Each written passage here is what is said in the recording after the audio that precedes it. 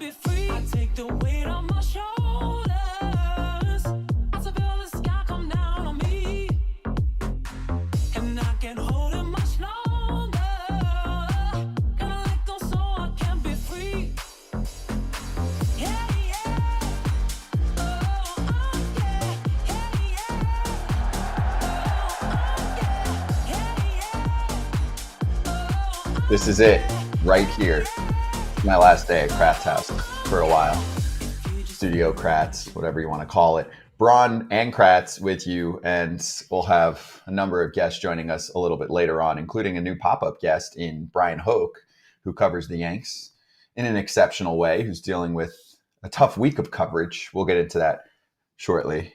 Or maybe an exciting week of coverage. Bryan kind of ebbs and flows with the team a little bit. He's always putting books out about the team and all this stuff. He's got a good demeanor to him.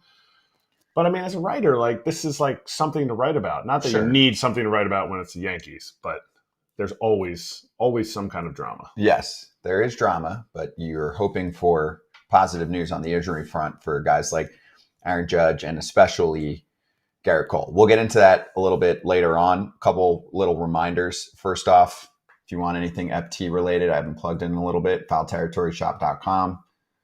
Stickers, hats. I got it too. Wristbands. Yep, you have one. The whole deal. Hoodies. It's still cold in the Northeast. I'm escaping in 2 days. We're going to be in Twins camp tomorrow. If you have any guest requests of Twins that you'd like to hear from, please send us an Instagram DM, or you can drop it in the chat. I'll try and take some of these in there and request them to our friends at the Minnesota Twins. And lastly, before we get in, next week, real Major League Baseball games in Korea between the Dodgers and the Padres. FT will be live with post-game coverage as soon as those games end. Set my alarm now. It is America's, actually the world's post-game show. That's going to be tremendous. Mm-hmm. No matter where you are in the world, almost no matter where you are in the world, you can watch. Yes, you have to be on it, and that's actually perfect for you. You're the morning person. I'm going to struggle mightily. That's the only reason I'm getting up. That's the only reason I'm getting up, to see you at that time in the morning. That alone will be a treat. We need to have a caffeine sponsorship by that time. I do, and I will be at Studio AJ by 5 in the morning to start watching that game. So let's get into a little Charge the Mound update action. Unfortunately, we got to bring up the injuries again. So we'll start with Lucas Giolito, as he had the surgery. It was successful. It's a right elbow ulnar collateral ligament repair with internal brace. Kids, if you want to be a doctor, you have to be able to say that better than I just did.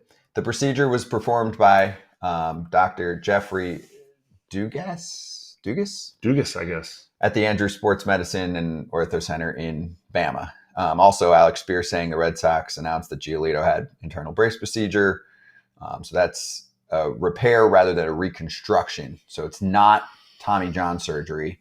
Normal recovery from that procedure would mean a pretty full offseason and full availability for 2025. He's essentially on a 2-year deal. He had the opt-out after year 1. Newsflash, he's not going to use the opt-out, and you'll see him in year 2. So the Red Sox won't lose him for both years. If it was TJ, it would have looked most likely at, July-ish? For a second one? Sure. For a second one, you're looking for him to ramp up by July, especially if you think you want to get 100 innings out of him. I mean, that's where they cap it, 80 to 100, first year after Tommy John. So, you wouldn't see him do the All-Star break. As much as he might be throwing and ready to go, you got to get your games in the minor leagues. You got to understand that even if he were ready in April, he's not going to have a full slate for the season. So this is great news. I think it's normally when it first came out, the bracing was like a 7-month type of recovery, but it's different. And so you talk about 7 months, he's not pitching in games in 7 months. He's starting to really amp it up off the mound. And then you get that extra 5 months where he's going to be able to be live in games. Innings limits, I don't know. But that's a doctor thing. Too early. And hopefully by next year, Giolito can rejoin the rotation and the Red Sox will care about their rotation. It's not a bad rotation. It's just not enough. an AL East competitive rotation. But I think with this piece, it was going to be enough. If they added another piece, I thought Giolito was going to be that, like, a supplement to Bello. Hopefully he takes the next step. Now that he's locked up, you hope he continues to take a couple more steps. They still needed that number one. They didn't have a number one. I thought it was a neat move to then push for a number one, and they never did. Nope, they didn't do it. So maybe next year. J.D. Martinez, according to John Heyman in an article, the Mets having a little combo with him, and the interest is mutual. Apparently, Steve Cohen gave the go-ahead to have serious discussions about the Mets potentially adding J.D. Martinez, even though they are over the Steve Cohen luxury tax threshold, meaning that they have to pay 110% tax on any new contracts. For example, if J.D. Martinez signs a 1-year, $20 million contract, the Mets would essentially be paying 40-something million dollars. 42 million. $42 million. Not just to JD. I know it's not just to JD, but it's how you look at things when you already have the payroll intact and then you have to pay extra once you go over that number. It's just how it looks, right? You're not saying I'm devoting all of this money to JD, but that is essentially how it works, right? Like when you're talking about adding a pitcher internationally, like Yamamoto, you have to pay him and then you have to pay a posting fee. And that's money that goes on top of it. Right now, this is just purely money that goes on top of what you add for a player. And if you're adding an expensive player, it's just going to cost you a lot more. Sure, will the Mets be a better team with JD Martinez in the lineup? Hell yeah. They actually could be one of the better offenses in the National League if they have JD Martinez added to the mix. How much does that offense need to improve? Could JD improve that offense? Because I think they're already a really good, underrated offense, considering you're going to get 30 and 100 runs from Lindor, and he's still in his prime. Pete's going to hit 50. Like, you have a lot of guys that you can not just pencil in, but you can pen in for some success. So can this lineup with JD do enough to hold the game, hold the lead until Sugar comes in the ninth inning? Like really, I think that's where their issue is going to be. Are we going to have a situation where they're just going to try to bludgeon teams to death and then hope Sugar can save the game and get his 45 saves? If that's happening, if he gets 45 saves, they're in playoff contention. They're right with the Giants for that, to me, that third wild card. If you think they're a third wild card contender if they add JD? No, I'm asking you. No. Because they're going to be all reliant on that offense, and their starting pitching is going – I mean, there are so many question marks in their starting pitching. Guys that I love. Is Senga going to come back by May? Is he going to be who he was last year if he comes back? Is Severino, who I hope he is, is Adrian Hauser the pickup that they wanted, the dark horse pickup that nobody really knew about? Consistent factor. To me, there's so many questions in that starting rotation. Yeah, that's my thing is if I'm allocating cash and I'm the Mets right now, I am spending it on starting pitching. Michael Lorenzen? That would be a nice fit. I need more lottery tickets in that rotation if I'm the Mets. They already have a lot. I need more because some of them are not going to work out and some of them are going to get hurt. It's not good depth either when a couple guys go down. It's not comfortable depth. Not for me. Just saying. We'll table it. We'll also get to the Dylan Cease rumors. We'll spend lots of time on that. Let's get our first guest going right now. It is J.P. Feyereisen joining us right now on FT Live. JP, good to see you, man. Looks like we got a nice, pretty background behind you, too. How's it going at camp? Good. It's going good. How are you guys doing? Look at this guy. Why are you yelling into the TV? Don't yell into the screen. Yes, he is. He's like leaning forward like, can you guys hear me? Up in Wisconsin, we normally we usually just take pictures of each other and send them through the mail to tell stories. It's really nice up here. And don't think I'm going to be nice to you just because your mom is always watching the show and always in the chat. All right? Like, true. Your true. mom, how about that? I knew this was going to happen as soon as I got on here with Kratzy. It's just a constant big brother, younger brother thing with him. So I knew this was going to happen. But I get used to yelling at the screen because I talk to my grandma on the phone all the time, Kratz. Yeah. That is so true. When my grandmother gets on FaceTime and she's like, it gets lower and lower and she gets higher and higher on the screen. It just you don't see them. How's the brasso, man? How's your arm? Basically, right here is where you get to see of your grandma. Yeah. Right.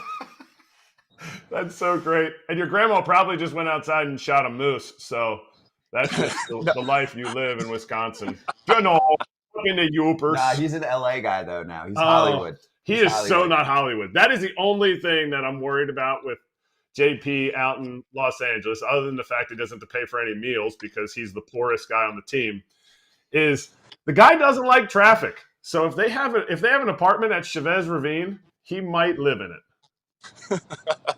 Yeah, right next door, just so I can walk across the street. Yes. How's the arm? Because people don't know. Good.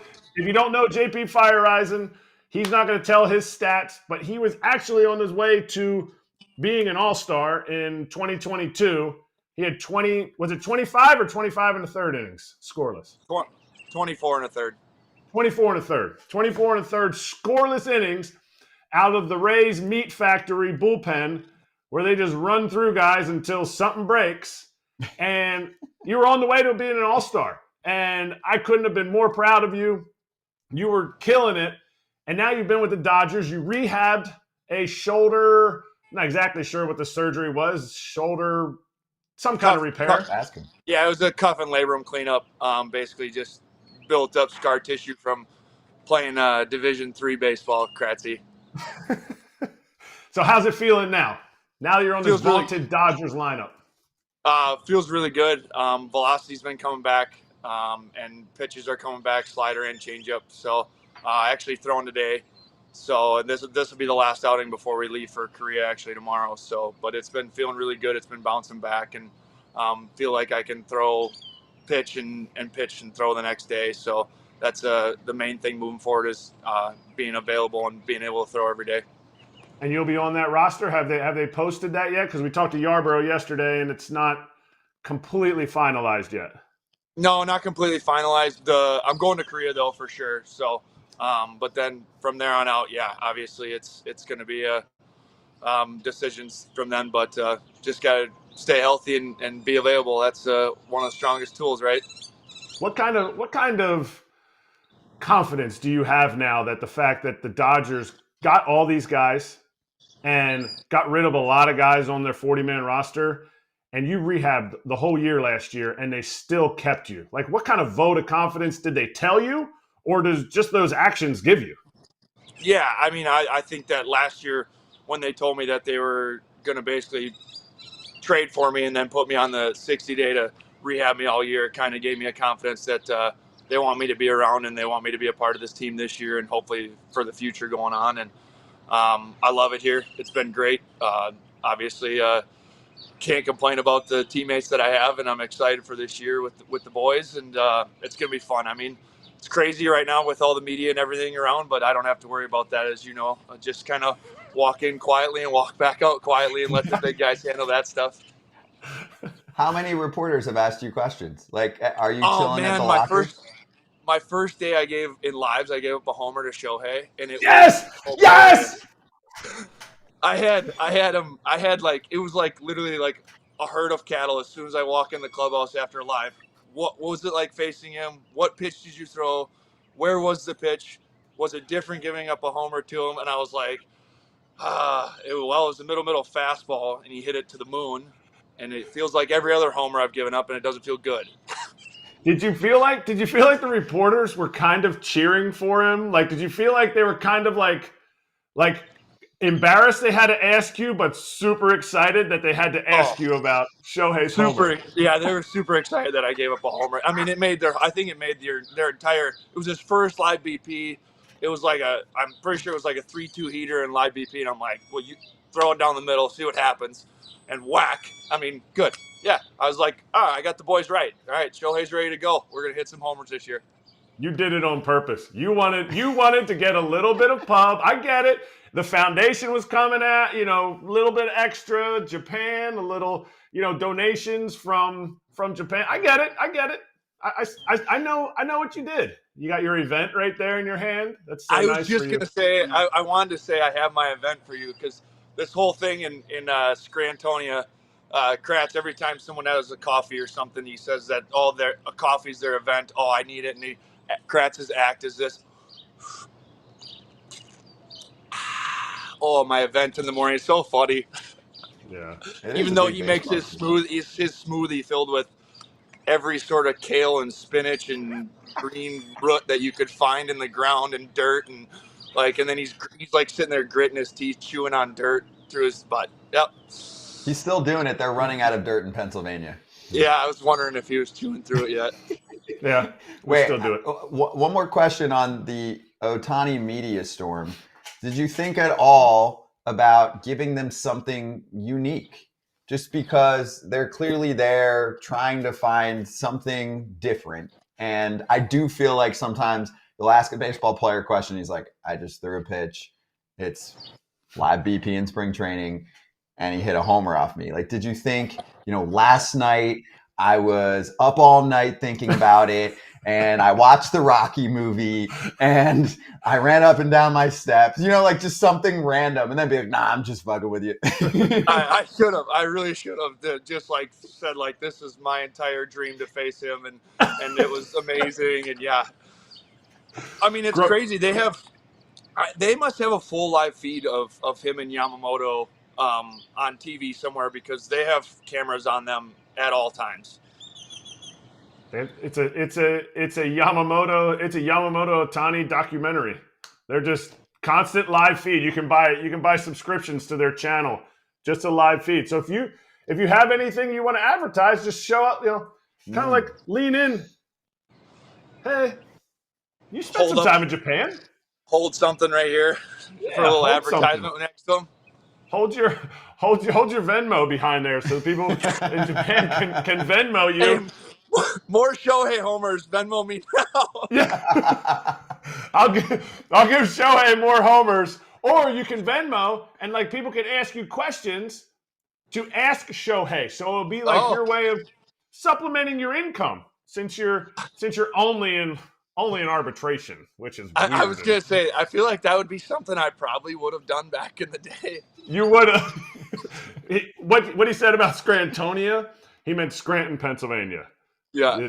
It's the AAA with the Yankees. That's where we played together, and then he got traded to the Brewers. It's where Dunder Mifflin is. That's how most people know. Yes.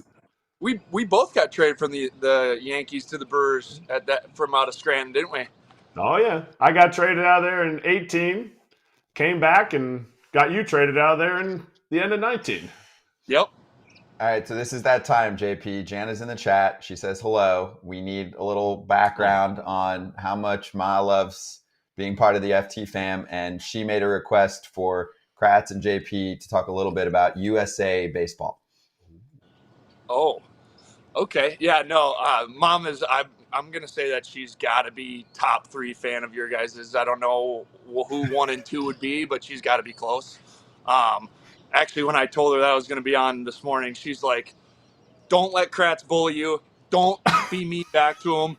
And I'm like, Mom, this is going to happen. This is kind of what our entire life was together. Is Kratz was my older brother making fun of me. So it's going to be. But no, Team USA was one of the coolest honors. I mean, I got to give it to Kratz. He basically got me on the team and pulled me onto the team and got me there. So, but just amazing. I mean, the whole experience of playing in different countries, and I mean, playing in Japan was amazing. Just their fan base and how they go about the game of baseball and how much love they have for it was so much fun.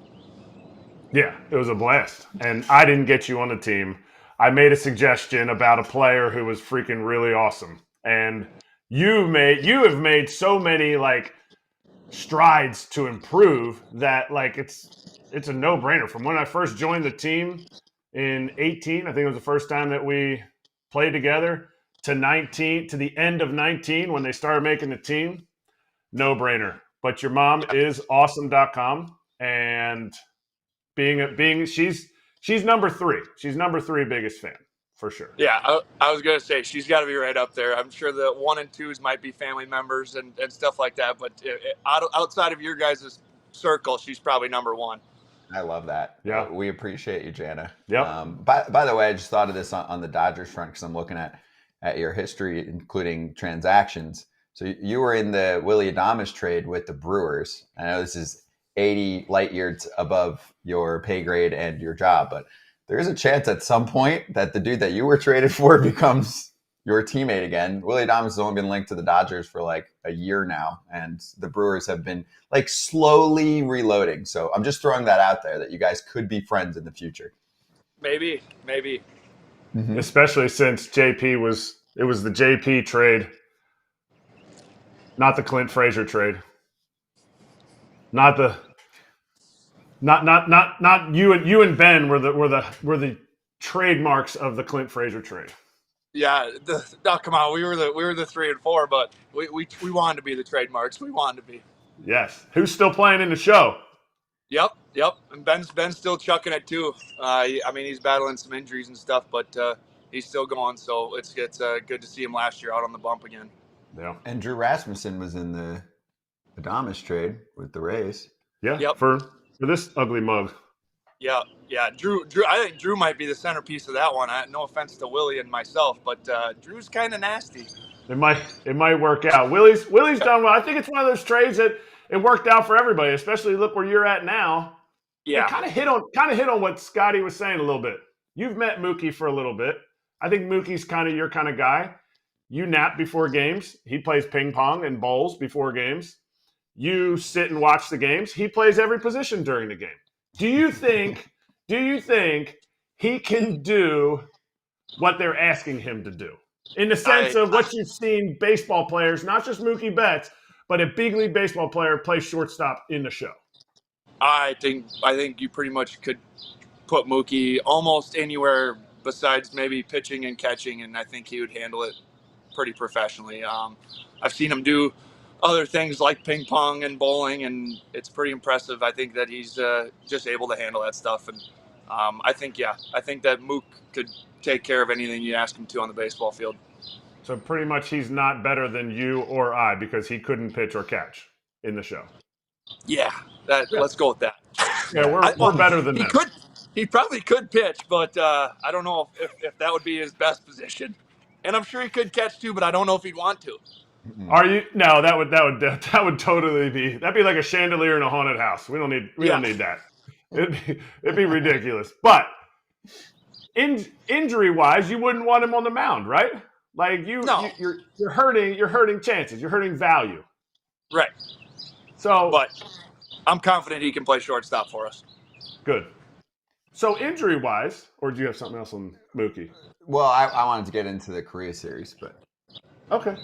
What do you got? No, I was just going to say injury-wise, everybody always talks about, what's the difference in the Rays when you get there? What's the difference in the Dodgers when you get there? Do you feel like, because your career, you kind of hit on it, Division III, to a throw-in in a trade, to kind of how to establish yourselves with the Yankees, then you did, and they weren't calling you up. Then you get traded and you finally make your debut older in your career.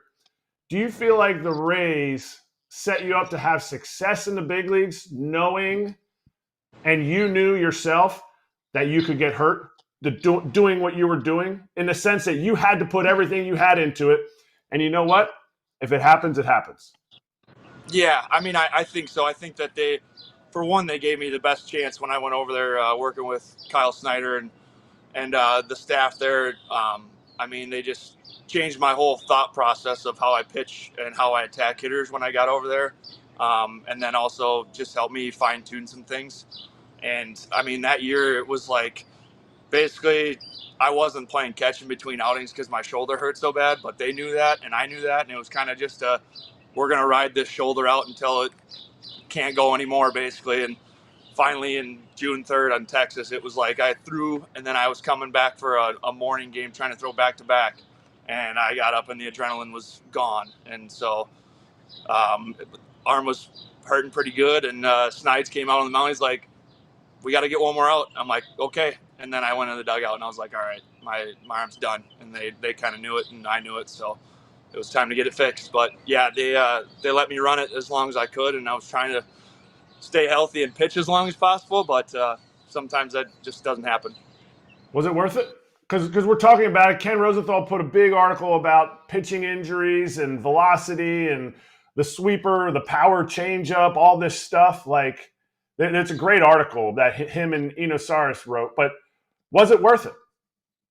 I mean, I think 100% it was worth it. I think that if I don't have that outing or that entire year of outings, and the shoulder thing was going to come sooner or later. I've been dealing with this for forever. I mean, I dealt with it in college, and it just kind of does this peak and valley thing with me, and finally getting it fixed and being healthy for this year and having like a full year of like having a feeling of what a good shoulder feels like, is going to be really great to experience. I'm happy for you. So Thank what's the you. difference Appreciate then? that. What's the difference then, JP, with the Dodgers? Like, you got there, and tell me something different about your experience aside from 90 million more media members. Like, within the org, what's it been like? I mean, it's just a whole different process. Like, as much as crazy as it is, most professional teams do these measurements in the beginning of the year, every spring training, and then you don't hear about the measurements until next spring training. Well, when you come here, they do measurements and stuff, and then they give you reasons and they give you different things to do to basically fill your deficits and make you as good as possible. Like, their goal isn't let's just keep him healthy and hope he pitches out his contract with us and does well for us. It's like, let's make this guy be a lifelong baseball player and see how healthy we can keep him and for the future going on too. So it's just a little different. They it seems like there's more care with their guys, even with the guys that they don't have the money invested into. Can you give us an example of that? Because I went through all those tests. They hung your leg off the table to see your hip. I mean, range. they just like certain things for me, like my deficits. I have like my left hip is internally rotated more, so they give you certain breathing paths and different mobility stuff to work it out and get it prepped so that when you go out and play catch, your body's in the best position that it can be. So I mean, just like all those tests, all those mobility tests, they actually have a different type of way about going about it, and just like they give you an app and like here's the things that we see on you that aren't positives and they're all negatives, and how we can work around them, and here's different types of mobility movements or strengths training basically that they can adjust to make your body be the most optimal it can be. And everybody is on the same page. So you get those from the training staff, who then hands it over to the strength staff, who then hands it over to the masseuse, and it's just a full circle where everybody working together? Yeah, every time. Like when I go get a shoulder stretch, it's all right. We check this, and this. This is deficit today. Go do this in the weight room, and then you go to the weight room, and then so it's just like it's a process, and they actually, it's not just here's your shoulder stretch. Go have some fun, play catch. There it is. If you want to play that back, people want to know what the difference is in the Rays, in the Dodgers, in teams that are all in. When I say an organization is pushing all together, everybody's pulling on the same rope, there it is. There's your physical representation, actual usage. That is what winning teams do. Do they spend money? Sure, most of them do. But that is what they do. To J.P. Feyereisen, which most Dodger fans may not even know who he is yet. By the way, I mean, you weren't kidding. Like, JP, is it almost weird to think back that the last time you pitched, you had 24 and a third going in 2022 without giving up an earned run? And obviously you said, like, at some point it was going to have to get fixed, but were you like, really now? To your shoulder? Like, yes, I was. Nothing. He texted me that. Really? He texted me that. He's like, I was like, no. I was like, you're going on the IL? He's like, it's time. Yeah.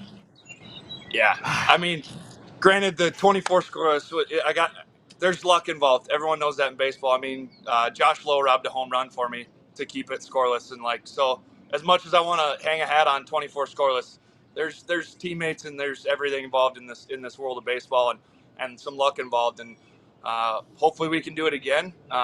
But so far, spring training, haven't done the 24 scoreless. That's why it's spring training, right? Spring training means nothing. It's your blue Stats. glove. Yes. Yeah, you don't like the blue glove, do you? I mean, I get it. I love it.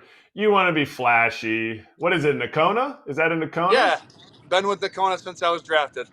I was wondering if you changed or not, but No, you didn't. come You on. didn't change with the blue glove. I mean, come on, man. That's like so boss. I've always What's had wrong? the dark blue glove was the one I had in Scranton.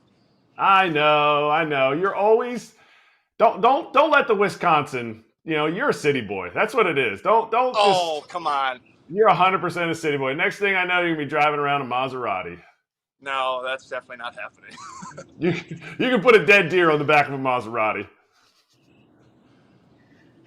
Okay, now let's get to the Korea series, JP. So tell me how you're preparing yourself for the travel, for the series itself, and what your expectations are of the vibe, the atmosphere that it's going to be for, the most perfect timing ever, right? Like this has been planned, but then the Dodgers casually pick up Ohtani and Yamamoto. Yeah, travel-wise, they got us they had a sleep specialist come in and kind of tell us how we should program our sleep for getting over there. And then the real bad one is going to be coming back, is what I've heard from everybody, is that's when the jet lag actually sets in. So we have certain sleep schedules. They want us to fall asleep after our first meal tomorrow when we get on the plane. And I don't know how that's going to work at 9 a.m. in the morning, but we're going to try. But otherwise, as far as what the atmosphere is going to be like, I feel like it's going to be absolutely chaotic. I feel like it's just going to be an amazing experience for everybody involved. And then the fact that we have Shohei and Yoshi coming with us too, and bringing in even more of a crowd just to come and see those guys play. I think it's going to be awesome. I mean, if it's anything like Japan, those crowds and those fans were incredible, and so I'm excited to see what South Korea has to offer. Have they given you any kind of warning, hey guys, you guys are gonna be rock stars, we're not going out? Have they scheduled anything for you guys outside of the baseball field? We just have we're going to, I want to say it's some castle thing. I don't know. I read the text, and they sent it out and said if you want to go to it, reply back. But that's pretty much it. I think a lot of it's going to be just kind of make sure you don't get yourself in trouble, enjoy the country a little bit on your off days. But obviously it's a business trip, not just a social event. So we got a couple games to win while we're over there, and come back 2-0, and then get the season going. Is it weird that you actually have real games? The talk in spring training is always, hey, we're prepared for the beginning of the season. Now you're days out from games that actually matter for your record. Yeah, it's really weird, especially because we're playing 2 games that matter, and then we have 3 games that don't matter after them. That's the weird thing. It's all right, lock it in for this one, and then you can relax for the next 3, and then we got to lock it back in for the season again. Now, who are you most excited to sit with on the plane? Because I know you're not getting a first-class seat. You do not have that much service time. You're getting the three seats to yourself and try to bundle up. Even if Jana wants you to get, make you a little blankie, you're going to have to bundle up. You're not getting your own first-class seat. Who are you most excited to spend 14 hours on a flight with? I don't know. They're letting us bring wives and girlfriends with. So, Yep. So they're letting us bring one other person with us to travel. So, and my girlfriend Amanda will be sitting with me. But otherwise, yeah, it should be a fun flight. I don't know how many wives and girlfriends are coming along, but hopefully enough that Amanda can stay busy with one of them, and then I can go hang out with the boys. Oh, is that? Cards in the back. Does she know that? Does she know that you're gonna ditch her for the guys you spend all the time with? And she can hang out with Ohtani's wife. She can. I don't know that Ohtani's wife is. They're just married. That's it. She can go. She might not be there. They just got married. That's a good trip. Tell me if Amanda meets Ohtani's wife or not. If you meet Ohtani's wife, you need to send a selfie to me, and we'll put it on the show. With her permission. I don't Oh know. yeah. Don't sneak it. Yeah, don't be sneak it. Just don't be be like, a listen, creeper. Listen, people want to see you. They freaking adore your husband. It would be cute if we all got like a photo on the plane together with, our card game and our coffee, our event all together on the plane after our 9 a.m. go to sleep.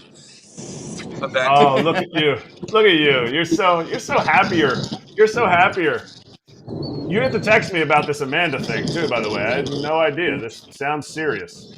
Yeah, no, it's good. It's good. Yeah, it's going to be exciting to have her come to Korea and check it out. And she's already got a plan that she's going to go to the DMC. So I told her enjoy that. I'm gonna stay away from the border. Oh, the North Korea South Korea border. Yeah. That's the DMT. Okay. Yep. That's the demilitarized zone or whatever she calls it. So she might not come back with you. Right, you're not concerned. Who knows? No, she'll come back. I think she'll make it. Okay. Good. Okay, just making sure. A question about being on the Dodgers. I think a lot of people just want to know what it's like to have so many superstars. We're covering Ohtani and Yamamoto. We talked about Mookie, and obviously Clayton should be around coming off the injury. He re-signed, Freddie, etc.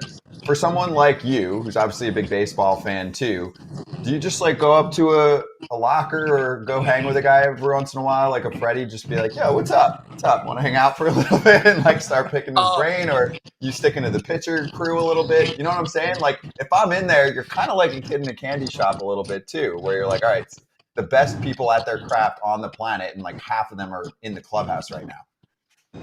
So, I mean, I don't just like literally go and hang out next to their lockers, but like lunchtime or breakfast or in the training room, yes, you hang out and shoot the breeze with them. And Kratzy knows me. I'm a lingerer. I'll just hang around a conversation just for no reason. And so, but yeah, I mean, it's awesome, but it's also like the aspect they're my teammates too. So, I mean, if you treat them like they're famous people, I feel like that'd be kind of weird as a teammate. But having just time to sit down with, I mean, we have superstar upon superstar here. And it was kind of crazy going to, like Mookie and CT's events early in the year for their foundations and seeing guys like Mario Lopez and Paul Pierce and people like that show up. It's like kind of a different atmosphere and different world with as far as famous people, but they're still your teammates. And I mean, Kratzy would tell you this too, that he'd find a way to make fun of them somehow. Yeah, it's not Wisconsin Oshkosh anymore, okay? So it's there's that. But do you say Mookie or do you say Mookie? I say, what do you mean? Like most of the time I say, what's up, Mook? But how do you pronounce his name? Mookie or Mookie? Mookie. Why, is there an accent thing I don't know about? Yeah, Yeah, don't worry about it. I'm sure you're fine. Don't worry about it. It's just your team. What do you want me to say, like with a super deep O or like a Wisconsin accent? I mean, I just wouldn't want somebody to Mookie. You want me to moo? I mean, maybe you don't say his name right or anything like that. I just don't want you to be embarrassed in front of your teammates. But you'll figure it out. Don't worry about it. No. I'm done with the embarrassing stuff. I'm used to it. I can be embarrassed. I'm okay now. I love it. All right, dude. Well, this has been everything I expected and more. Shout out again to Janet for being in the top 3 of the FT fam, and JP. Actually, I'm surprised it took this long. We've been doing this show for a year, and this is our first JP appearance because you are a fantastic interview. What took so long? The whole rehab thing. Okay. The whole rehab thing. Now he's back. Yeah, I mean, that'd be kind of a boring conversation. How's rehab going? Well, it's like Groundhog's Day. You show up to the field, you do your rehab, you work out, you throw, and then you go home, and that's pretty much it. Yeah, but you're so much more than a baseball player. But we were waiting for him to give up Shohei BP homers. Yeah, he planned that. As soon as Shohei, he was like, hey, Doc, make sure I get put in the Shohei group. I want to show him what I got. I literally thought in my head, I'm like, this will be good for the foundation. This will be really good for the foundation. Hey, lastly, actually, on the individual side, Are you the same J.P. Feyereisen? Did you come back with anything different? Like what's your pitching profile scouting report like? Same. Honestly, I haven't caught every pitch of spring Yep, training. same four seam slider changeup. Okay. Same as before. Nothing's changed. Hopefully get a tick or two of velo back when the arm is fully raring and ready to go. And but otherwise, if I'm 92, 93, I'm 92, 93. Yep. Bring it. We're rooting for you, dude. Can't wait to see you on the mound. Hopefully that's in Korea. Enjoy the trip, the flight, the hangout with everyone, and we'll do this again at some point. But great talking to you, JP. Awesome. Thank you guys for having me on. I appreciate it. Appreciate you. Thank you, J.P. Feyereisen of the Los Angeles Dodgers with us on FT. That was fun. I didn't know. I mean, I had solid expectations based off some of the background, but I didn't know how you two were stepbrothers. He's a guy, and it's fun to watch guys like that. Great guy. I mean, like that. That's for me. That's where it starts. You're a great guy, but then I saw a lot of potential in him in 18 when I was in AAA with him, and then we left. But there was some, and we talk about it all the time. Like there was some this is going wrong or this is going wrong, and it was a complete 180 shift to the guy he is now in the sense that I'm getting after it, and the guy he was when he was in college. The guy going to a Division III school, you got to have a chip on your shoulder. You have to go out and fight. It's no different when you're in the big leagues. You got to go out and fight. If you're in AAA, you got to fight to get back. And he did that with the Brewers. And he's like, oh, well, you got this for me or that for. It wasn't me. I was just making suggestions because of the person that he is and the competitor that he is. Yeah, I'm just your friendly neighborhood backup catcher. Yeah. I did this. No, he did everything. And I couldn't be more proud of him. Great As an interview. older brother. Great interview, too. That was awesome. He is awesome. So let's spread some rumors, shall we? We kind of did already, but let's keep it going. Dylan Cease is maybe a Yankee, maybe a Padre, maybe a Texas Ranger. The rumors are starting to fly around. We'll go to our guy, Ken Rosenthal. I was going to say John Heyman. He wrote about it, too. But Ken Rosenthal saying that the White Sox are engaged on free agent righty Michael Lorenzen, who could replace Dylan Cease. And the story from Ken last night was about how he heard the Rangers might be close to acquiring the White Sox, but that tip turned out to not be true when he checked on it, at least at the moment. But he said that there were conversations. Two sources briefed him on the talks and confirmed that the teams were in recent discussions. So he even went deeper into the article about desired return that could be in the range of super utility dude Ezekiel Duran, super pitching prospect Brock Porter, and once former top prospect Jack Leiter, who's still trying to kind of find himself on the command and control front, but obviously has potential. So a return like that could land the Texas Rangers, Dylan Cease. Kind of the first time you hear the Rangers involved in the rumors in for anything? a dude like that. In anything, yeah. Well, they did a little bit, but that would be a power move from the team that just won a World Series title. And here's why I love it if they can pull it off. First of all, I would do that trade right now if I'm Texas. I think that's a fair trade for both sides. I would do that trade if I'm the White Sox. I like Ezekiel Duran. I know, but if I'm Chicago, I'm making that move as well. I like that matchup in terms of the trade offer. We haven't seen back-to-back champs since the Yankees dynasty. You know, the last time you saw back-to-back champs was in the very beginning of the century, okay?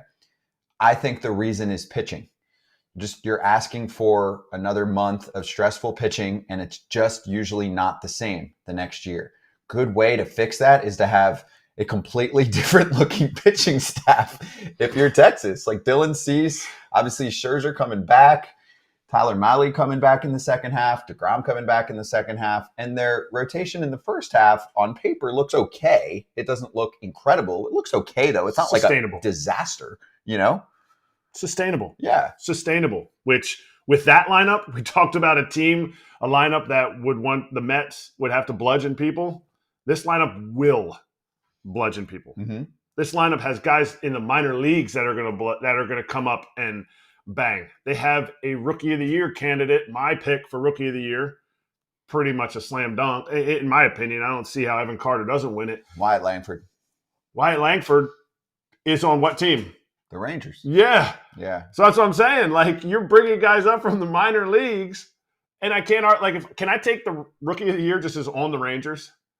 There might be a bet for that. They're going to bang. Josh Jung is going to do so much like he did in the first half. Like, it wasn't a fluke. He is a real deal player. And this team has a confidence that they know what it takes to win.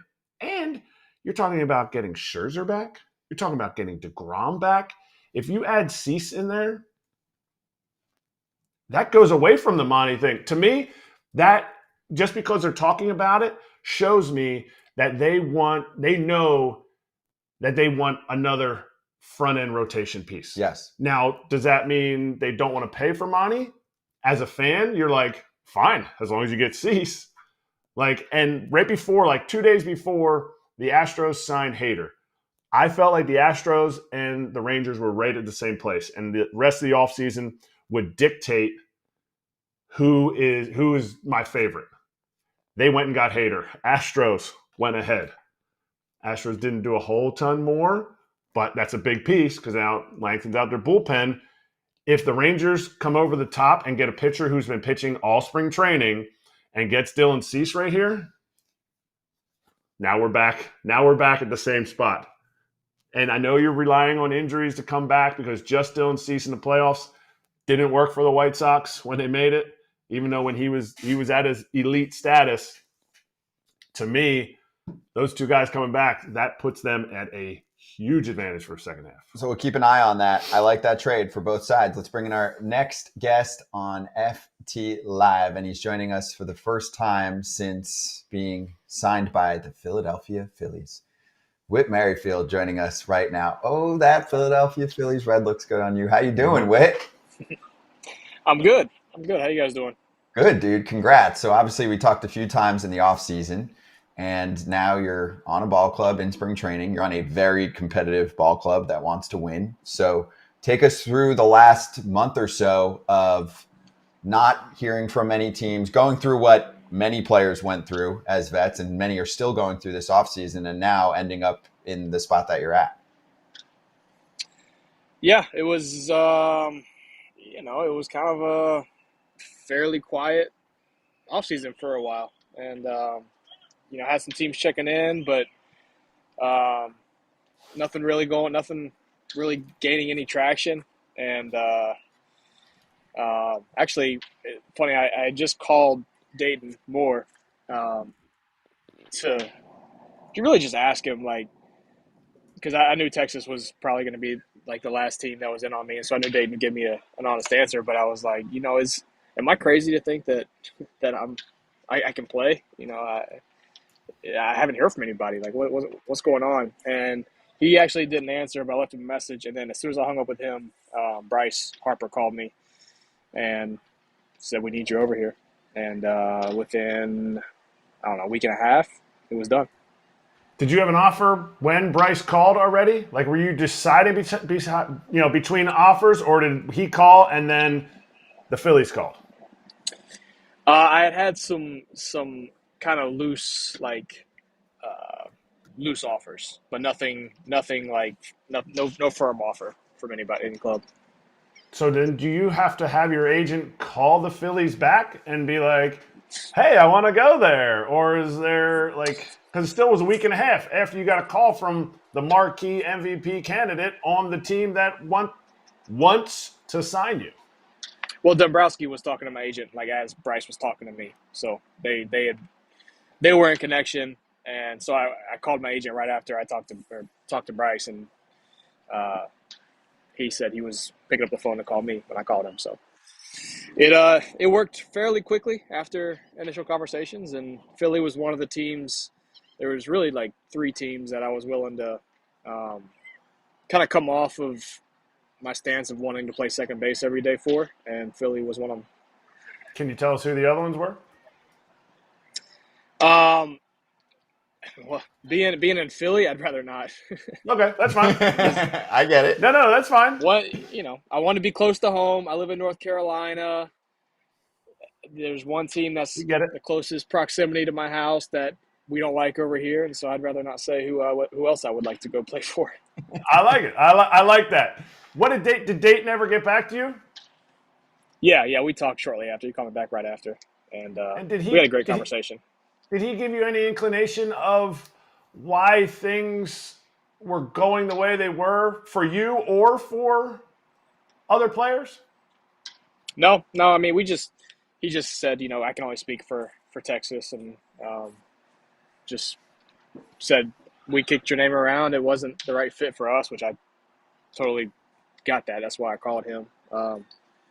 But he kind of pumped me up a little bit, and he said, I'm probably a little biased, but then made me confident in my game and what I can do, and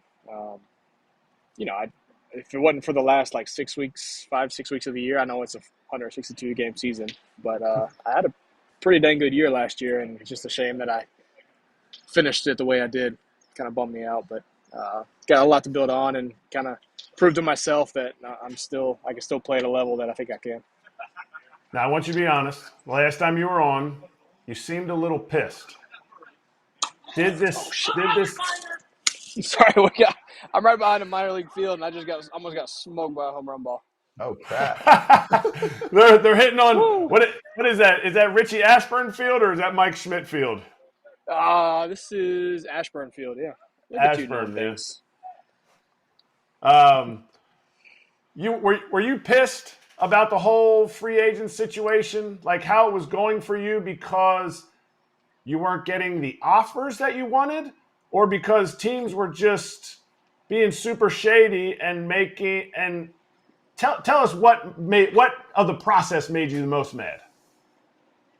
I mean, the process is what it is. That wasn't why I was in a bad mood. I just hung up from a 2-hour rules committee call, and so I was a little annoyed with the way the call went, and that kind of put me in a sour mood. And I hung up and called you guys, so I didn't really give myself enough time to decompress. So I apologize for that.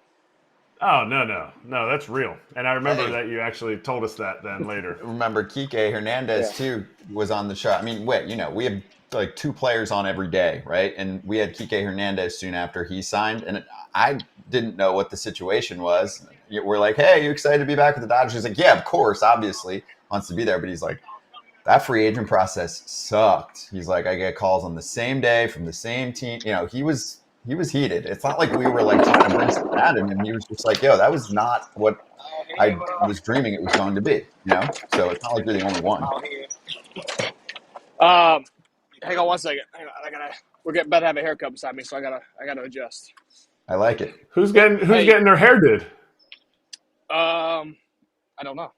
I just saw the barber come out and said I gotta cut hair here. So I'm gonna find every minor league player yet too. No. He's on the big league side. He doesn't cross over to the minor league side. Now he's right next to the little half field where he gets his work in. See? Dang, Kratzy, you got it. He knows. I got drafted by the Blue Jays, played for the Phillies, went back to the Phillies, and then I worked for the Phillies. So I know the complex a little bit. He was very excited when you signed with the Phils, if you can't tell. It's a great place. I'm really enjoying it. I'll have you up to the house for a little bit. There you go. Get around it? I won't. Around the golf? With Whit? Why, you get smoked? Oh my gosh, it wouldn't even be close. He could give me 18 strokes. I'm not going to let him sandbag like he sandbagged his own tournament, but I would definitely need 18 strokes. I'm playing pretty good right now, Kratzy. I'm playing in the Valspar Pro-Am on Monday, which I'm excited about, over at Innisbrook. Oh, over at Innisbrook. Just got the okay for that, so I'm fired up for that. Yeah. Okay. 20 strokes then. Yeah, 20. Exactly. All right, so now let's get into the Phillies experience. Bryce calls, you end up signing. What's the first thing you say to him when you show up to the spring training facility? Hey, what's up, man? I'm here. How was your off season?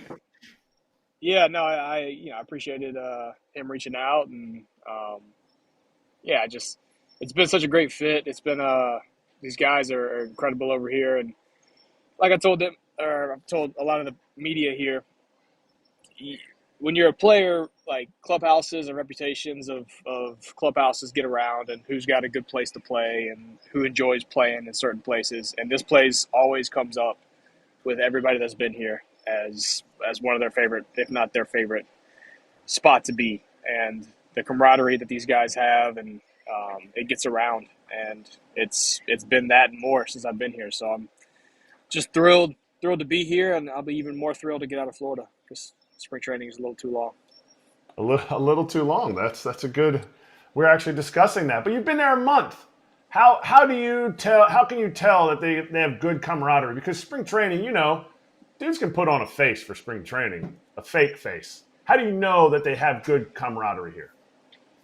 You can just tell. I mean, when you're been in a locker room for as long as I have, you can tell like when there's cliques, when there's guys that people are annoyed with, guys that people don't like, how you deal with those guys. Is it a combative thing? Is it just you just stay away from them?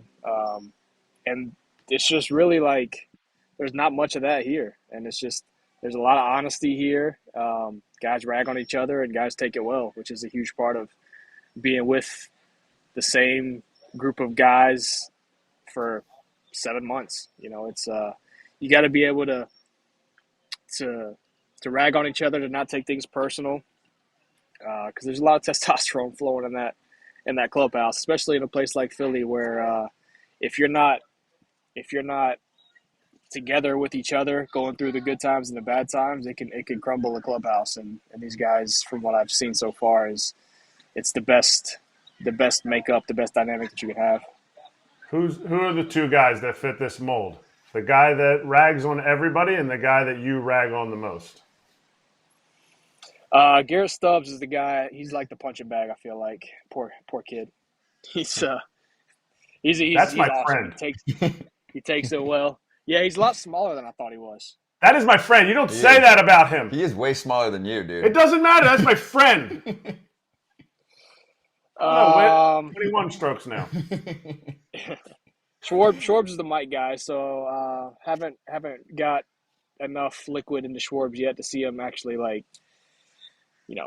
let it loose. Right. But I'm looking forward to seeing it. Okay, so he might be the guy that gets on the most guys. Yeah, I'm getting comfortable to where I've got I was small for so long in my life that I've got little man syndrome, and so I really like projecting on other people to make myself feel better. And I'm getting to the point where I can start getting on some guys. Who's your favorite target then? Who's your favorite target that you can bully since you're the big 3-time All-Star? I'm taking days off of spring training. I'm going to go golfing. Big time guy. Nice beard. Whoopity-doo. Besides Stubbs, because Stubbs is like the Mr. Comedy jester, the whole deal, and he knows it. He embraces the overalls. Yeah. Yes. I don't like it. Marsh is fun. Marsh is fun to mess with. He's so nice too. He's like so nice. He's kind of like hey man, it's just cool, bro. I know. He's so nice. Like I met him the first time, and I was like, there's no way you're actually this nice. And he's been the same guy every day. He's got that energy to him. He's funny, man. Sneaky big guy. He's funny. Oh, he's huge. Yeah. Brandon Marsh. Sneaky monster. He would pummel you, just like I'm going to pummel you on the golf course. Yeah, right. Okay.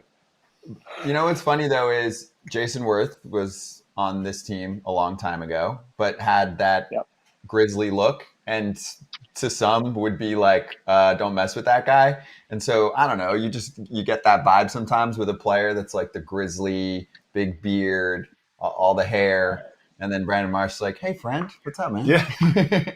Friend would be a word he used. Yeah. I He's like it. great. I love Marshy. And then what about for you personally? Like you mentioned, you wanted to play second. You're going to bounce around here. So what's that been like? And do you have an idea of role? Like, are there certain days that they have pegged for you? Obviously, everyone's going to be, on their load management game. So you'll bounce around a little bit. And then unfortunately, injuries happen to every freaking team. So I'm sure you'll be logging way more at bats than you even think right now. Yeah, I mean, with myself, if there's one thing I've learned over my time playing is that whatever they have planned for me in spring training never really seems to work out that way. It's like back in my Kansas City days. Every time that you're gonna play second base every day, opening day I'm playing right field. You're gonna play left field every day this year. Opening day I'm playing second base. Like it's it never really works out how people think because once the season starts and the lights turn on, um, it's just a whole new ball game. So I think that's part of the value I bring, and that whatever whatever happens, whatever role like shows up for me, I'm comfortable there. I've done it before, and uh, I'll be ready to roll. So it all comes down to hitting. If I'm hot, I'll be playing, and if not, I'll probably won't be playing as much. So we'll just try to get off to a good start and help this team get to the playoffs and then win the last game of the season. As a vet, do you come into this team knowing you're a utility guy, knowing they have a guy like Bobby Dickerson, and you say, Bobby, this is my routine. I know what you got. I'll listen a little bit, but let me just do my routine. Or is it something that a dude that's like a guy like that who's very upfront and like talks about his stuff and is confident in his stuff that you can still learn something from him? Bobby Bobby's got such a unique way about him. He's a lot like Rusty Coons. He's a little more country Rusty Coons, a little more deep South Mississippi Rusty Coons. But they've got this like energy about them that's like the confidence and the energy that they teach with is something that is just like they were just born to teach and to be a baseball coach, and you just gravitate towards it and you just trust what they say that's the right way to do it. And we have, I mean, like $1 billion worth of contracts in that locker room, and whenever he speaks, people stop and listen. Like working with Harp at first base, working with Trey at second base, Stoddard at second, and Bohm at third. Like those are all big name dudes, and they could just be like, "Yeah, I know how to do it," but they all take what he says to heart and work on what he says to get better. And it's just a testament to him, and it's a testament to the guys that they trust who the Phillies have brought on to help them get better, and they're not too prideful to learn and to improve. So Bobby's great. I've really enjoyed working with him. I stole his number, so I haven't got him. I got him a nice bottle of tequila with my jersey like engraved on it, which I thought was kind of funny. But I've been waiting to get to know him a little bit better before I get him something nice for letting me wear his number. But apparently, so how about this? Credit to Bobby being smart, savvy guy that he is. Apparently, like every year he gets the best number available because he knows whoever like the free agents are that come in are going to want that number. And so he's got like apparently in his house he's got like a whole like shrine or setup or whatever of all the gifts people have gotten him over the years because he's always had the good numbers. So you gonna try to one up the gifts? You gonna try to one up the gifts? Oh, heck no. Because I like the bottle of tequila with the engraved jersey. I need a picture of that. I like Yeah. that. Yeah, I mean, he had 8 last year or 2 years ago when Castellanos came over, and so Casty signed for like $100 million or something. I signed for $8 million, so I was like, well, I'll get you 8% of the gift that Casty got you. No, Yeah, I think that's fair. no. How many All-Star games Come on, does Kratzy. Casty have? I don't know. I know he was there last year, I think. Not three. Not 3. That's true. Hey, get into that wallet one time. Short arms. That's not gonna help you on the golf course. It helps you hitting. Listen. I got some things cooking. If there's one thing I really enjoy doing is it's getting people like gifts like that, like when guys hit certain milestones or doing stuff like this. That's like my favorite thing to do is to get guys like cool like commemorative things. That's pro. Maybe a belt buckle for Bobby. Maybe pants. I got to get your take because a lot of the Phils have been outspoken about this, Smooth. Castellanos recently in an article, Stubbs, and many others are like, what's going on here? So what's the update? Because it actually kind of fizzled just based on the news cycle. But a few of the players that we did speak to said it better be fixed by opening day. So we are getting pretty close. is it still a topic of conversation, or have the uniforms either been fixed or people don't care anymore? Like, what's going on? So I'll give you the breakdown of what put people in a bad mood was your whole life as a pro player, you think you're getting to the big leagues, and when you get to the big leagues, a lot of things happen for you. Like you get paid well, you get basically you get a custom wardrobe, right? And so you get to come in and get your pants exactly how you want them, your jersey exactly how you want it, and that was always like a great perk of being a big leaguer. Well, this year we show up and they basically say like, tell us your size, and then you got like three stock options you get to choose from, like a little bit looser, like medium loose, or tight. And so that rubbed people the wrong way initially. People were upset about that they weren't going to be able to like customize their pants exactly like they wanted to, and then they wouldn't be able to like change as the year went on. And so that wasn't a good start for whoever it was that brought these uniforms on. And frankly, I don't know what the update is. That would be, I think the Player Association has gotten involved, and I mean, they're a different material, which it's fine. It's just different. The jerseys are like that Nike, like dry fit type stuff, which honestly is it. When it's hot, it'll probably be good. It just doesn't. It feels like cheaper. It just feels like a cheaper material. It feels like something that you buy off the rack at Dick's, and it's just not. It doesn't feel like big league, And that's the best way I can describe it. Is that there is always that big league. It's like getting the CEO job. You expect to have. You're not just going to get a off the rack suit. You're going to get a custom suit and look like you're in charge. You want to look like a big leaguer, and where maybe it's just us being a little bit prideful about the way we look, but you look good, you play good, and that's always been a real thing. So guys aren't happy with the way it's gone so far. There's only 780 guys that are going to be able to put on a big league uniform on the first day. So that's so to me that and here's that's my not thing pride. with it is it's like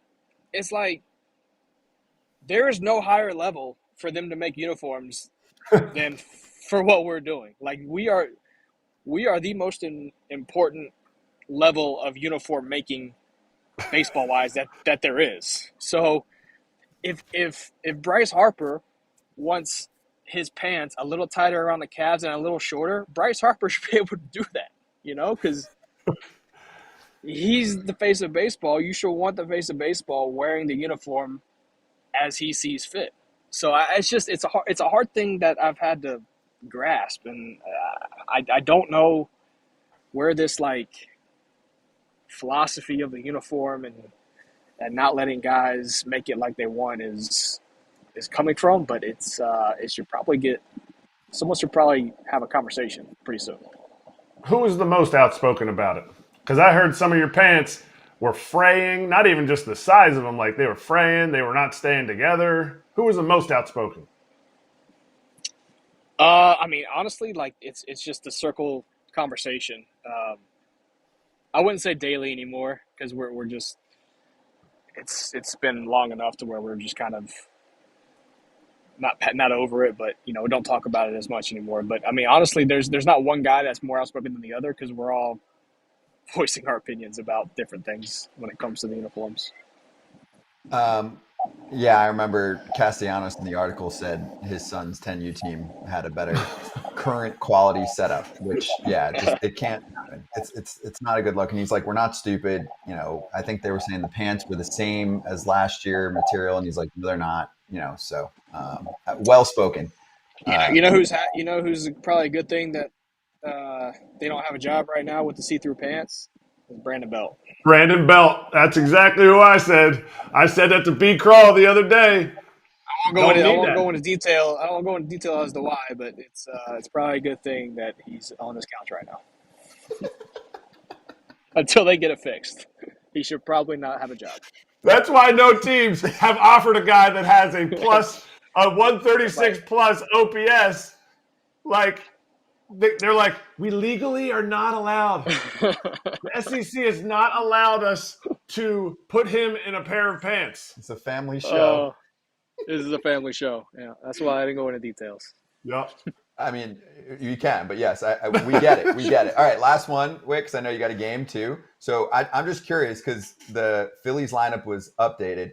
Kyle Schwarber has right groin tightness, scratched. He's day-to-day. So, and the new lineup was just released. Like, do you already know this?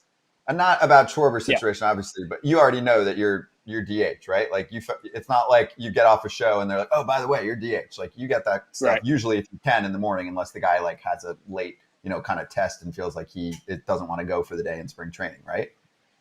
Yep. Shout out to Schwarb. I was gonna get a couple of bats when he was done at DH, but he knew my Demon Deacons were playing at 2:30 in the ACC tournament, and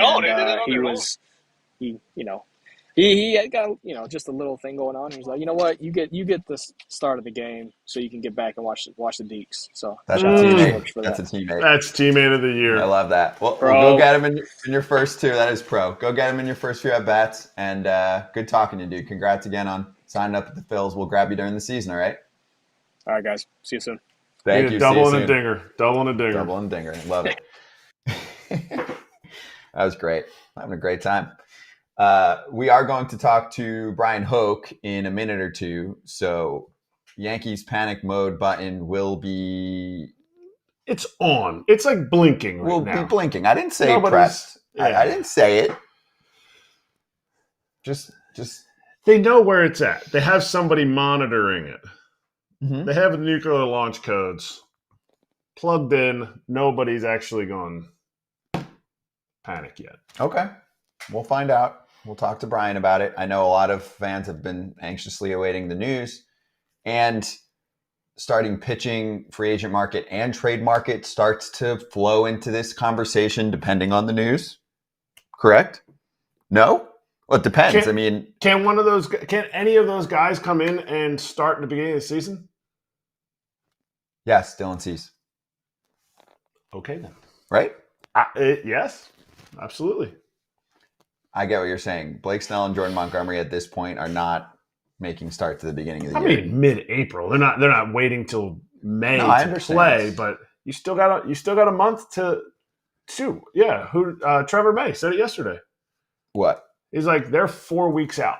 Spring training is the length that it is because you heard Whit say it. It's just a little long. Mm-hmm. It's a little long, but pitchers need those innings, whether they're getting them on, at Rice University or not.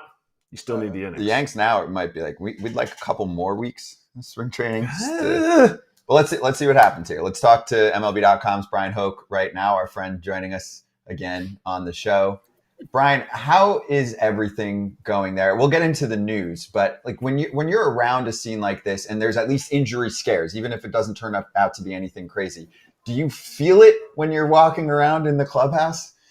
I mean, it feels normal. I mean, Kratz can attest to this. It seems like every year there's just a bunch of Yankees getting hurt. And I think that the difference here is that these are really significant names that we're talking about with Garrett Cole and Aaron Judge, both going for MRIs the other day. So, I think you feel the tension in the room. People kind of tighten up a little bit and are walking around. And I think there was some relief with Judge knowing that he came back clean. And if he takes a week off, that's fine. He's still got time to be ready for opening day. But there is definitely a cloud hanging over here around until we find out exactly what is going on with Garrett Cole and what the prognosis is going to be. I think everybody's waiting to exhale on that one. Have you ever done like numbers research into the fact that do the Yankees really have more injuries, or is it something? Is it a narrative like a narrative that was written in New York that Gary Sanchez wasn't a good defensive catcher, which I have tried to dispute for a long time. Sometimes narratives in New York don't end. So is there numbers saying that the Yankees have had more time on the injured list, or is it just they have so many superstars and so much expectation that when somebody goes down, it's reported about so much? Yeah, I think that there's part of that is true that the media spotlight is a little brighter in New York, and maybe we do pay more attention to it. But that definitely there has been statistical studies that show that the Yankees do have more injuries than the average major league team, and so that's a big reason of why they've tried to overhaul their strength and conditioning. They brought in Erik Kratz a few years ago, but it's baseball. It's a game of attrition, and so they are still dealing with injuries all the time. It's how do you bounce back from that? Is it something that they pick up, older players? Is it something that, because Erik Kratz, we had him on the show here a couple weeks ago, he's the best in the game. Guys say, hey, you know what? I'm giving my career over to you. Show me. And now the Yankees have this guy, and yet there hasn't been any curtailing, and maybe it's gotten a little worse. Yeah, I think a part of that is just having a veteran roster, and you're going to deal with the kind of bumps and bruises of that. And I certainly think that the Yankees have done the best they can to try and stop this. But there are injuries happening all around the league. You go look at the injury report and the scroll at the bottom of the MLB Network and all that. I mean, there's some pretty significant injuries happening all over the place. So I don't think it's just a Yankee thing. Okay, so let's lock in on each individual here. First off with Cole. Just give us everything that you know up to the minute. And I know, reporters like to say, I'm not going to play doctor, but if you were for a moment, just based on, what it sounds like, what are we thinking? It does sound like whatever it is, it's going to prevent him at least from opening day at this point, right? Right. I'm not a doctor, but I did stay at a Holiday Inn Express last night. That's where you're the one. Okay. Well, what we do know is, look, he's had multiple opinions on this, so they're taking a look at it. They're taking the time, and I think that anytime you hear about a second or a third opinion on, that's usually not good news.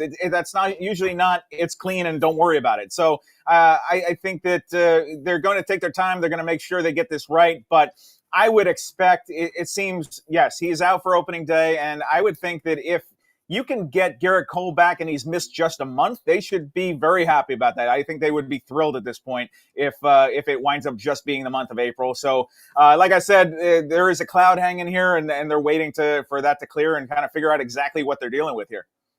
If the Yankees had the option, they get to tell Bryan Hoch, one of these two guys has to miss 2 months of the year. Who is the bigger loss missing from this Yankees team? Aaron Judge or Gerrit Cole?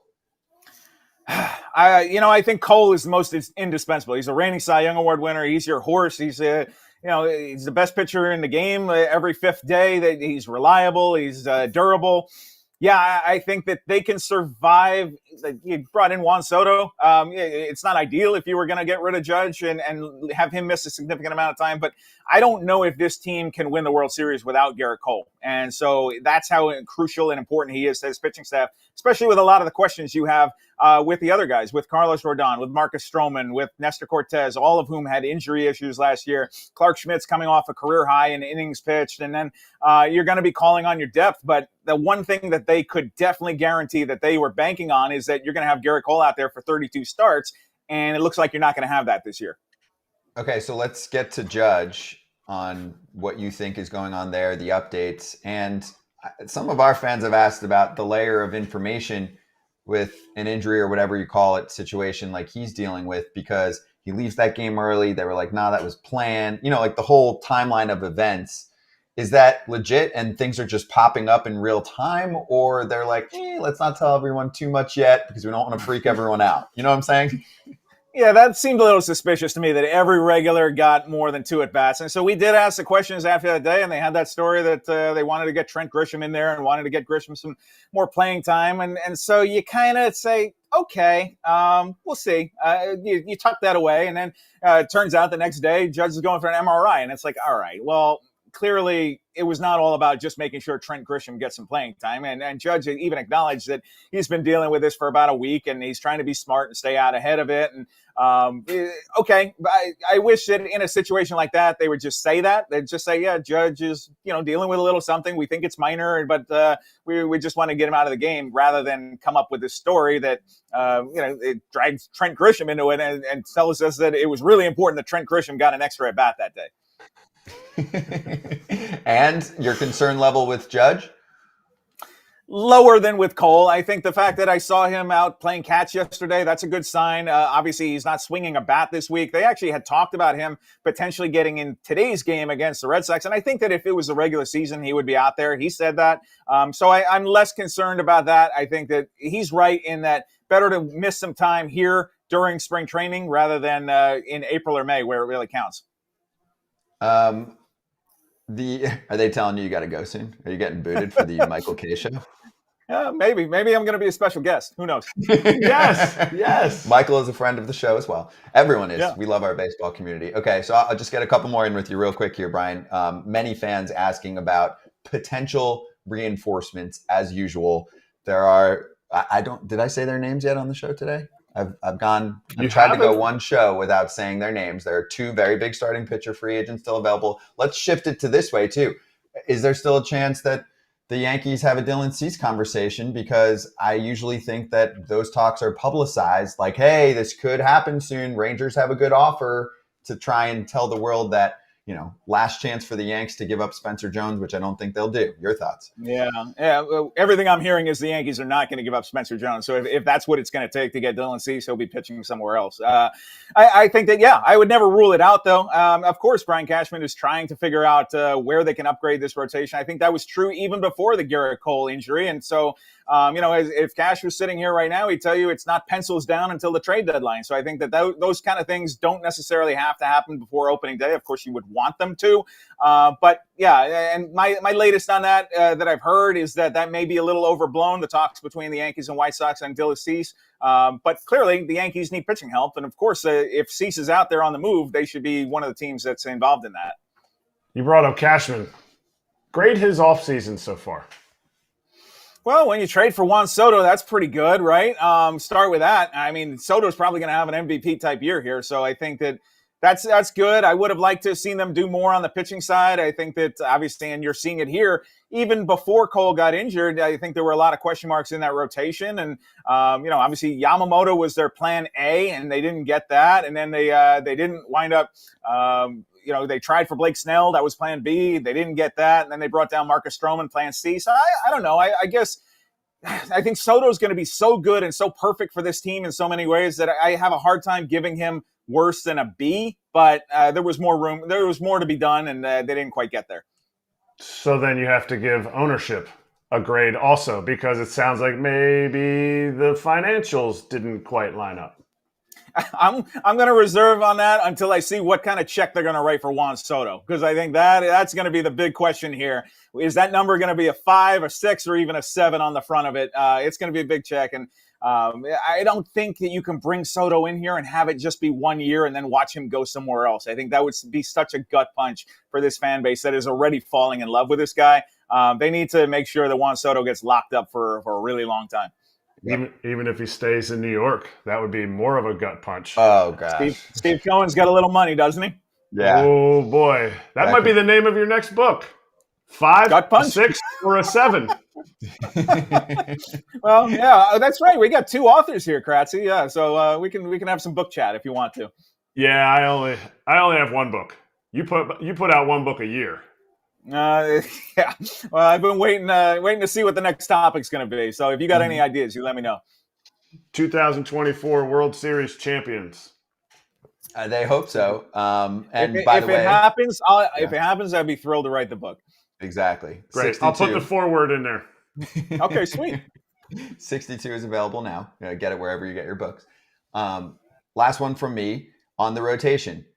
Who's shining? Who's questionable? Like, what have you seen, observed? I know, it goes beyond results in spring training, but sure, the X factor many talked about is Rodon. And I don't, it's not like we're seeing him and we're just like, oh my gosh, here it is. Last year he was kind of broken and he's fixed, right? Mm-hmm. I still feel like I have no idea what we're going to get. I don't either. And today is a big start. Rodon's going to be out here. And obviously now with the Cole news, he becomes so much more important to this rotation. His bounce back is he came in great shape, and he looked pretty good in the live batting practices. And then when he's gotten in games, it hasn't been as good. And so today's actually a big start. As much as you can have a big start on March 13 in spring training, he just needs one for his confidence. He gave up some hard hit balls, and just his last time out said, it happened in a game that nobody gives a bleep about. But I think right now, Yankee fans are on edge as far as their rotation goes. They need to see Carlos Rodon go out there and pitch well. One thing I would say is that Marcus Stroman has looked really good. He had a shaky one early and then has seemed to lock it in. He made some mechanical adjustments, and I think he's going to have a pretty good year here. I think that he might be a sleeper pick to have a sneaky good year. And as it stands right now, I think he'd be my choice to be the Yankees opening day starter. Well, take us under the hood with this Rodon start a little bit. Like, what are the Yankees looking to see from this start other than obviously zeros? But is there velo? Sure. Is there weak contact? Is there a sense that this guy's going to be the bulldog that they need him to be if Cole's out? All of the above, everything you just said right there. His velocity was a little bit down. He might have been going through a little dead arm phase. And if that's all it was, that happens during spring training. And that's usually a hump that guys get over. So I think that, you want to see some swing and miss. You want to see him be aggressive there. Keep working in on the off-speed stuff. Get away from the predictable fastball slider. So those are all things I'm going to be watching here. I'm going to see his pitch mix. And certainly I think the batters tell you where you're at this point of the spring. And so if he's getting swings and misses and the velocity is where it should be, then that's a really good sign. So we'll see. And let's finish with this. The tweet of the day. What is Juan Soto pointing at? Wrong answers only, please. I said Snellzilla in the water. You like that? Uh-huh. That was really good. Snellzilla. My career. Your career. Your career was in Little Lake Steinbrenner back there? Yep. Oh, look at this. Nice. Oh, wow. We got a bunch of them. My love life dead in the water. The tears of the teams that didn't trade for him. He found Cole's UCL. Ooh. Hicks tee shot that he hooked into the pond. Incredible. Guys, that makes me feel sad for Patricia. That's kind of a bummer. Sorry, Patricia. Yeah, Patricia, come on. We'll help you out. Let's find someone. Maybe people can find love here on Foul Territory. Yeah, I'm down for that. We could do a matchmaker show. Patricia 89 at the ballpark at spring training. Patricia 89 needs to get her love life out of my mucky water of my career. Yeah, you're overshadowing Kratz. Well, Brian, it was a great tweet. Thank you for swinging by. Obviously, we have a lot of panicked Yankee fans that I think actually might feel a little bit better now, especially on Judge. Do they? Okay, good. On Judge. On Cole, I'm concerned. On Cole, they're still ready to jump off the George Washington Bridge. Got it. Okay. Yes. Deep breaths. We haven't even started the season yet, but yes, they need some more depth. Brian, Thank you for the time. We appreciate you, and I'll plug everything. Be sure to tune in for the Michael K. Show coming up wherever you get your radio. Exactly. Wherever you get your radio, it's a great plug behind you. But here, I'll give Brian plug and thank you. You can follow Brian at Bryan Hoch. Last name is spelled Hoch. Absolutely crushes covering the Yanks for a while, and we're not kidding. 62, the book, is available wherever you get your books. It's really good, so make sure you check that out as well. It's about Aaron Judge.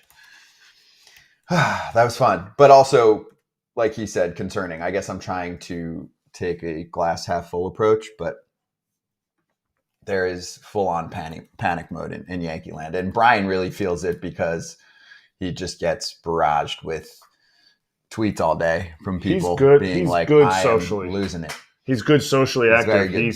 He'll interact. He does daily reports. You see his video reports. Yep. I love it. It's good. Yeah. All right, let's get to BetMGM Futures picks for today. This is a fun one. I've been looking forward to this one.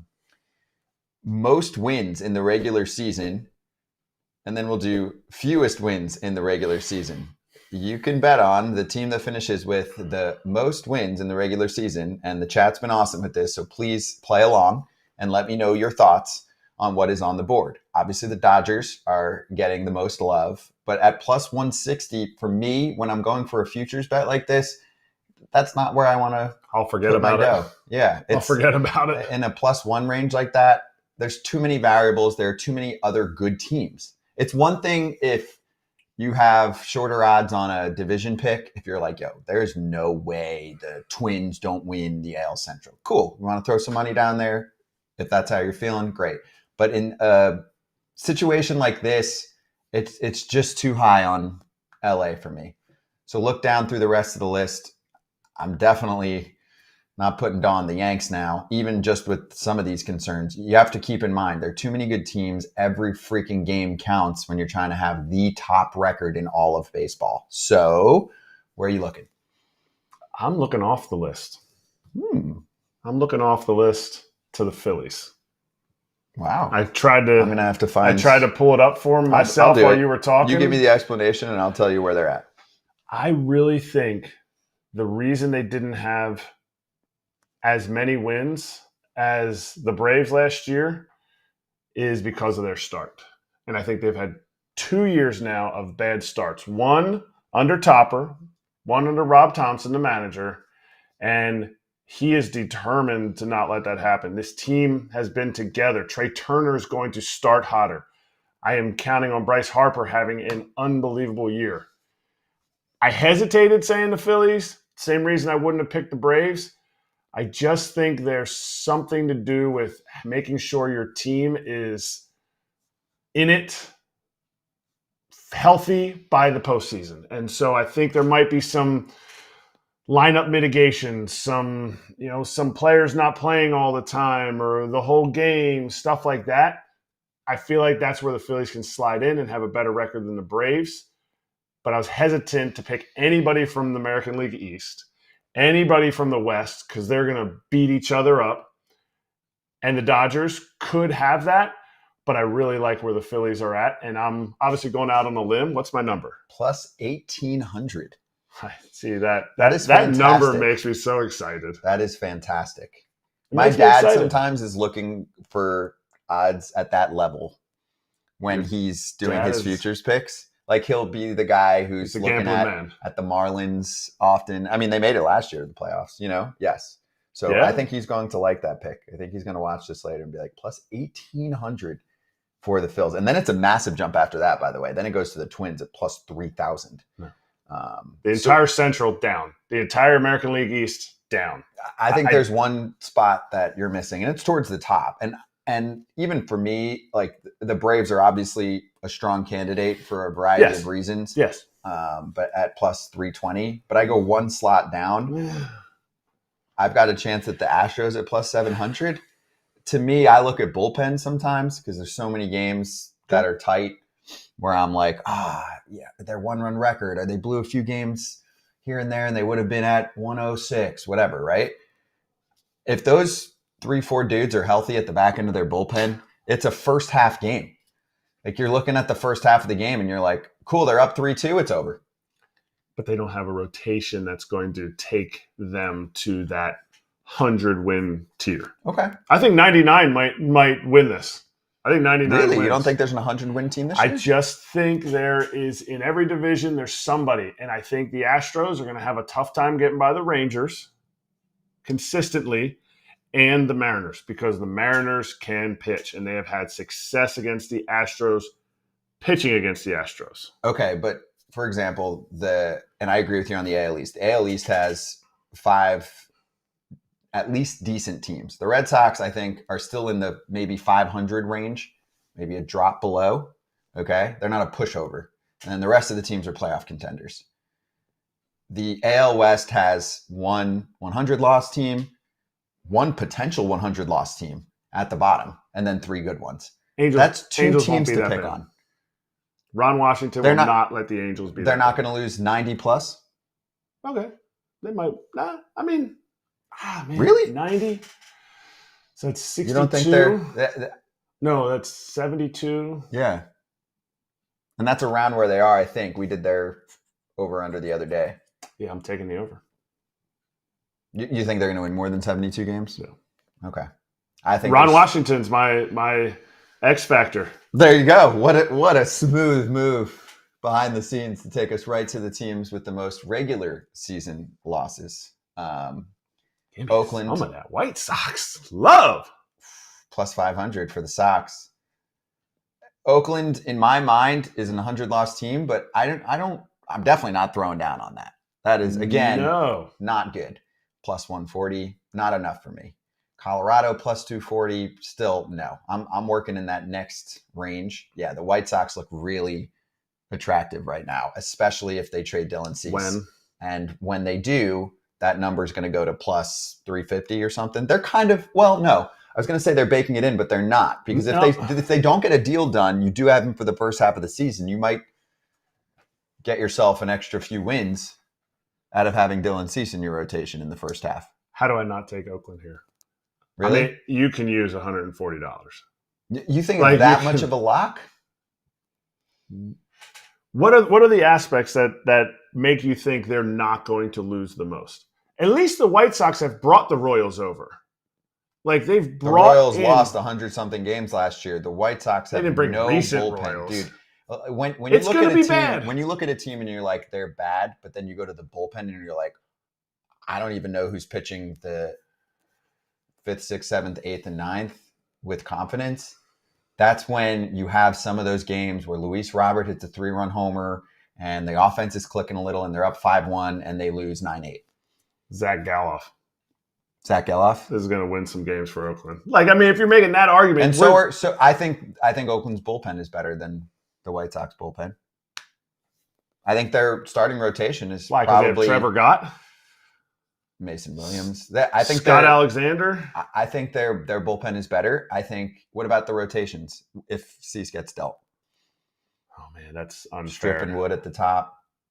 I don't know, dude. Strip and Wood, and I do not want to sleep on Caprillion. They have J.P. Sears. I know some of the pitchers from Oakland. Okay. Do we know any from the White Sox? Just got rid of. Now I know he's hurt. He's got a lat strain or whatever. Santos. I honestly do not know, and I'm ashamed. Kopech. I'm ashamed. Oh, you want to play that game? Name a starter on the White Sox. Yeah, like there's Fetty could be a new flash because he's coming back from overseas. You know, the Merrill Kelly kind of situation. I'm not saying he's him, but more their bullpen. Back.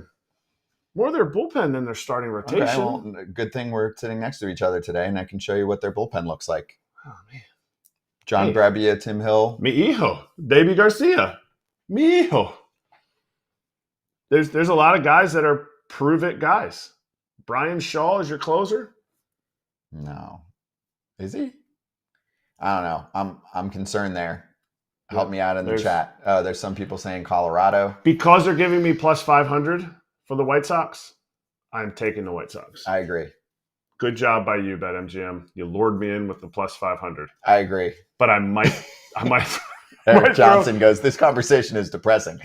We're doing a different future every day, and I actually thought this was really interesting, and I try and pick all of the futures that I would actually partake in. Some get really crazy, but this one's actually pretty fun, and I think there's some thought behind it. You know, it's not random. Like you think this out, which teams are going to be bad and then trade everything away and be even worse compared to the projections, because that's the one thing to keep in mind. The computer projections do not know who is getting traded at the deadline. Okay. I don't think they are that capable yet that you can take names out of a team, but you don't know when a dude's going to get traded, who's going to get traded. Obviously they can't totally weigh injuries, although they do have like an injury risk factor, especially for pitchers. But anyway, I think, and it's sad that this is the one time that the Rockies are high on our projection list, and we didn't really get to talk about them much. They can talk about them. They're never high on any projections. The team's built to, as their ownership said, play 500 baseball, and that's just not true. They're not, and they're not even accomplishing that. Like the Yankees are built to win the World Series. At least they're striving for something great. Are the Rockies really striving to play 500 baseball? And they're up here as the second favorite to lose the most games? In fairness, he didn't say 500 ball this year. No, this was last year. I'm sorry. This was last year. He didn't come out yet with his statement. When he signed Chris Bryant. This is a depressing conversation, but it's really nice to talk about it when Przynski's not here because he would have a lot of trouble making a guess. He's not picking. No. He's not picking the White Sox this year to playoffs No, like he did last year. Jeez. All right. So anyway, have fun with that, and you can place your first BetMGM Sportsbook wager through the app of at least $5. You'll get $150 instantly in additional winnings, regardless of your wager's outcome. You get the offer by downloading the app, signing up, and depositing at least $5 in there, placing a wager in the amount of at least $5 at standard odds price, and then you will receive $150 in bonus bets regardless of the outcome of your wager. And don't forget, if you're in North Carolina right now, you want to use that bonus code FOUL. Also, you can use it whatever state you're in if you're new to the party, but obviously North Carolina is new to the party, just launched. FOUL, same instructions, same code, go for it. Gambling problem or concern, call 1-800.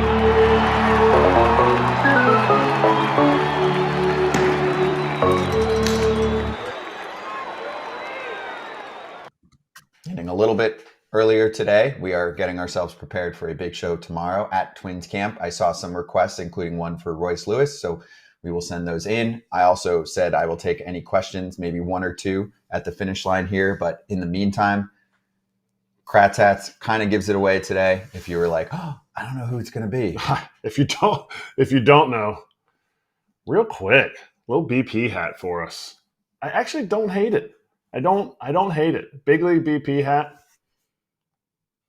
It's comfortable too. A big ass maple leaf. I'm in. I'll go A-. I like that they went with the maple leaf, because they are Canada's team.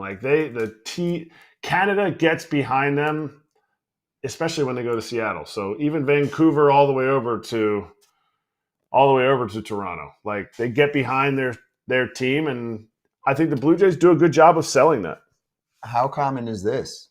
You get the logo on the back like that. No. And I don't know of any other teams that would do this. I'm Do you assuming like it?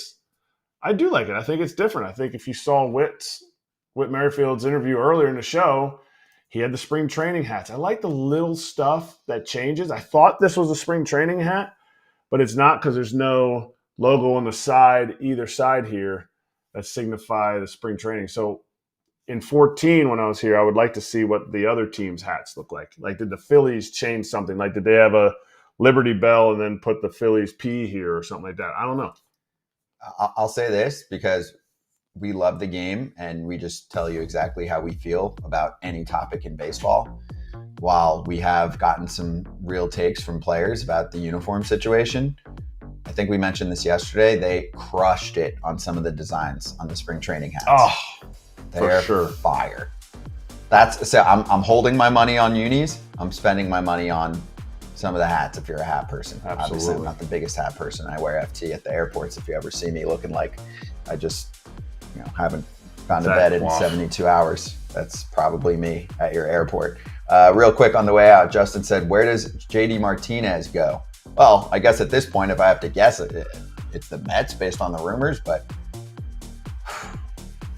who couldn't use it? How about the Cubbies? I still think the Cubs need two bats, but I think J.D. Davis is a candidate there. Yeah. Apparently, they're liking Morel at third. It's working. There's improvement there, so we'll see. We'll talk more about all of that tomorrow, and we'll be at Twins Camp. I'll be at Todd Father's. So will I. So will he. We'll see you then. Triple up. Yeah.